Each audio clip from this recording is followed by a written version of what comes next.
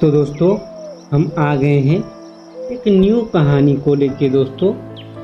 तो दोस्तों आज की कहानी है शेर और भेड़िया की कहानी। एक समय की बात है, एक घना जंगल था जहाँ कई जानवर रहते थे। उस जंगल का राजा था एक शक्तिशाली शेर। शेर का नाम था सिंहराज और उसकी दहाड़ से पूरे जंगल में खौफ था। सभी जानवर उसकी ताकत और उसके न्याय का सामना करते थे। एक दिन जंगल में एक नया निवासी आया जो था एक चालाक भेड़िया। उसका नाम ध्रुत था। ध्रुत भेड़िया अपनी चालाकी और चतुराई के लिए जाना जाता था, लेकिन वह अपने स्वार्थ और लोभ के लिए कुख्यात था। जब उसने जंगल में कदम रखा तो उसने सोचा कि वह सिंहराज को अपनी चालाकी से मात देगा और जंगल का राजा बनेगा। धूर्त ने अपनी योजना बनाई शुरू कर दी। उसने पहले जंगल के छोटे छोटे जानवरों को एकत्र किया और उन्हें भड़काया। देखो, उसने कहा, सिंहराज सिर्फ अपनी ताकत के बल पर शासन कर रहा है।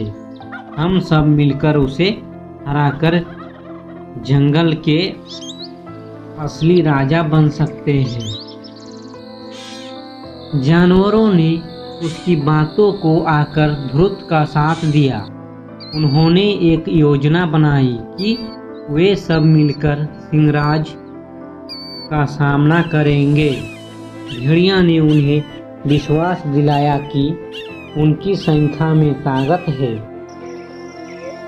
और वे शेर को हरा सकते हैं।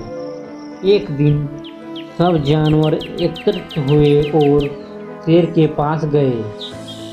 धूर्त ने शेर से कहा, सिंहराज, तुम्हारी दहाड़ अब हमारी परवाह नहीं करती।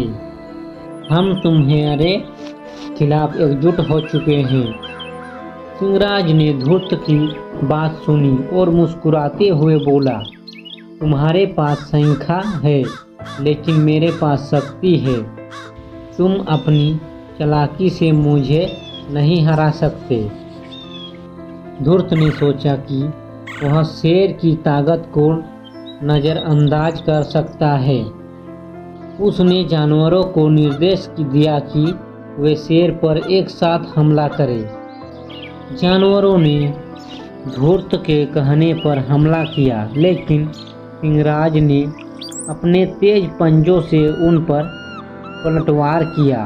वह अकेले ही सभी जानवरों को डराकर भगा दिया। जब धूर्त ने देखा कि उसका जाल उलट गया है और उसके साथी जानवर हार मान रहे हैं, तो उसने सोचा कि उसे अपनी चालाकी का उपयोग करना चाहिए।